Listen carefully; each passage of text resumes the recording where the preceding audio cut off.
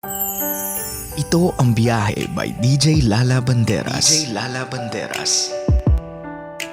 Back with me, DJ Lala. Simulan na ang ating biyahe. Unang tagpo sa biyahe nating Byaheng Nakalimot. Kada pamilyang Pilipino, meron tayong isang kamag-anak, family man yan or individual, na laging MIA. Missing in action sa gathering, reunion, salo-salo, or simpleng lakad lang. Some kamag-anak would say, nakalimot na yan kasi asensado na. O kaya naman, naku, hindi kasi tayo trip ng asawa niyan kaya di yan pumupunta. Love, let's stop this kind of mentality. Utang na loob, let's stop this. If hindi sumulpot yung kamag-anak ninyo, even when constantly nyo siyang niyayaya for the gathering, don't make up stories to justify their actions in your head. Huwag nyong siraan, huwag nyong paghinalaan or pagchismisan for that matter. Because this is exactly why some people don't bother going sa family reunion because of the toxic culture ng puna, pintas, comparison ng naabot in life at chismis. Remember, pinipili ng taong yun di pumunta. So kung alam niyang it's a gathering na filled with love and joy, hindi aatimin ng taong yun palampasin yung pagkakataon. Pero kung ang nararanasan lang quite frankly, ilang oras ng plastikan at family picture pero pagtalikod ay chismisan, sumbatan at pagkukumpara, can you really blame that person? I'm not saying na mali kayo for trying to uphold a family tradition. All I'm saying is to stop drawing assumptions at creating stories in your head laban sa sarili mong kadugo. Minsan kasi love, di naman talaga sila nakakalimot sa pamilya. Dumidistansya lang sila para maiwasan yung napipintong alitan na baka umabot sa pagkakasiraan. You know what I mean? Love, sabi ko naman sa inyo, ang biyahe ng nakalimot ay di lang exclusive sa romantic partners. Isa sa pinakamadalas sa pangyarihan nito ay sa pagkakaibigan. Ayan, actually in my opinion, ito yung pinakamasakit Kasi alam naman natin na most of the time, if not all the time, mas malapit tayo sa kaibigan kesa sa pamilya. Mas nasi-share kasi natin sa kanila lahat ng pinagdadaanan natin. Mas nakikita nila tayo for exactly who we are kesa sa mga sarili nating kadugo. That is why mas masakit kapag naramdaman mong nalimot ka ng sarili mong kaibigan na tinuring mong parang kapatid. But before you accuse someone of being like that in your life, ugaliin nating tumingin sa sarili natin. Tanungin muna natin yung sarili natin. What have I done to merit betrayal or the feeling of being forgotten? Naging masyado ba tayong harsh? Masyado ba tayong mabilis nagtiwala? Have we chosen the wrong crowd to be friends with? If the answer is no for all accounts, then you don't have to worry. Dalawa na lang yan. It's either that friend is just trying to make a life or that friend is not a true friend. Minsan kasi hindi naman sa nakakalimot na ang kaibigan mo. Meron lang din kasi siyang personal na battles in life na kailangan niyang pagtuunan ng pansin. Kasi generally talaga, we outgrow some of our traits nung high school or college pa tayo kasi all of us wants to become someone sa mga buhay natin and that needs concentration. That requires focus and new connections. Ang tunay na kaibigan doesn't need constant na gathering, just an open communication and a lot of understanding. The other though is something na alam na dapat natin in life, na hindi lahat ng nakikilala, nakakasalamuha at nakakabonding ay kaibigan. Most of them fall sa category lang nakakilala. Okay? And oras na para sa ating Byahe Sender of the night. Mga kabisyo nating nakasakay sa sasakyang di nila alam kung saan papunta. Kaya let's try to guide them home. This one ay galing sa ating FB page na DJ Lala Banderas. Ito ang biyahe ni Rochelle. Hi DJ Lala, I'm listening right now from Pasig.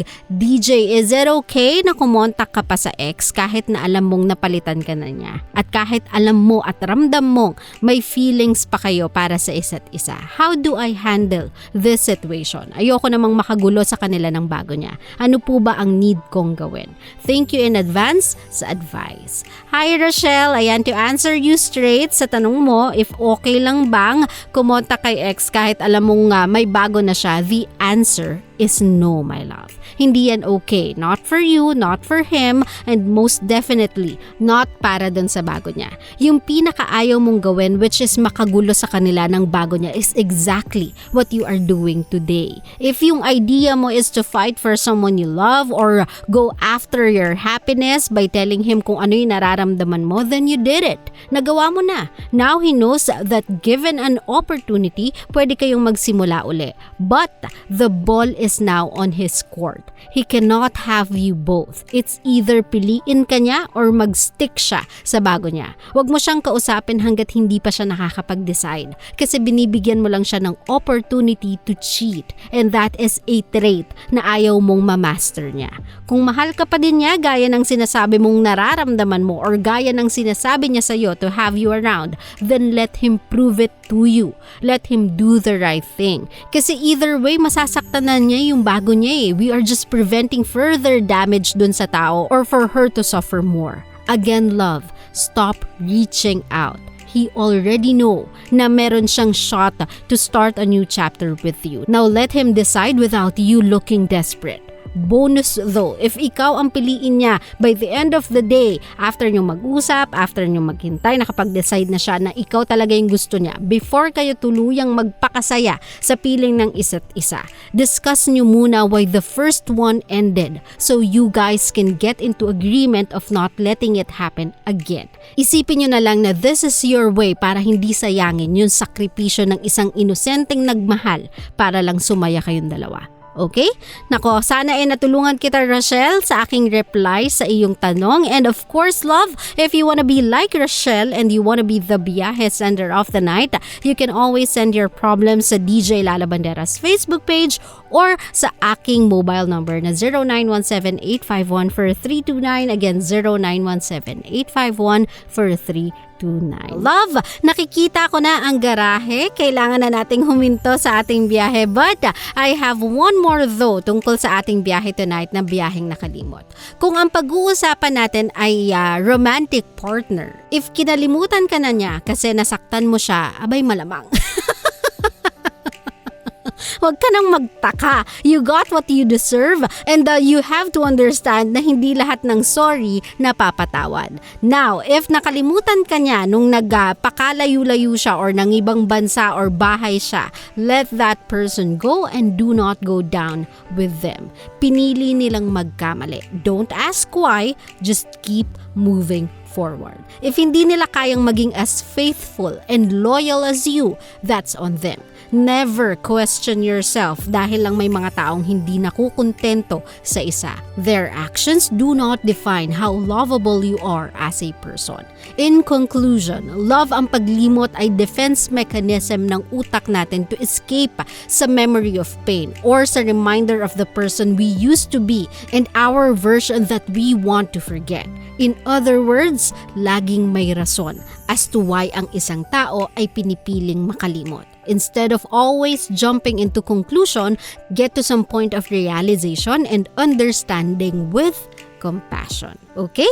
Sa mga kabisyo natin, I think that's it for me tonight. Maraming salamat po for sticking with me sa 3 hours of our show. And of course, kung gusto nyo ako i-follow sa aking mga socials, you can always do so. DJ Lala Banderas on Facebook, Twitter, Instagram, Laika, and TikTok. At syempre, kung gusto nyo maging Byahe Sender of the night, aside from sending in your problems sa aking page, you may text me through my number 0917-851-4329. My love, the program is over. The biyahe is on a full stop. Bukas na lang ulit tayo magkasama-sama. Nakasama nyo, DJ Lala Banderas, and this is my program. This is Biyahe, ang programang sakto, klaro, diretso. Hatid sa inyo ng 90.7 Love Radio. GV lang, walang hate, puro love lang. Good night, everybody. I'll see you guys again tomorrow. Bye! Love you! Always your number one SM radio station. Love Radio. Love, kung natuwa ka sa aming video, i-click mo na yung subscribe button at yung notification bell para naman notified ka sa mga bago naming videos.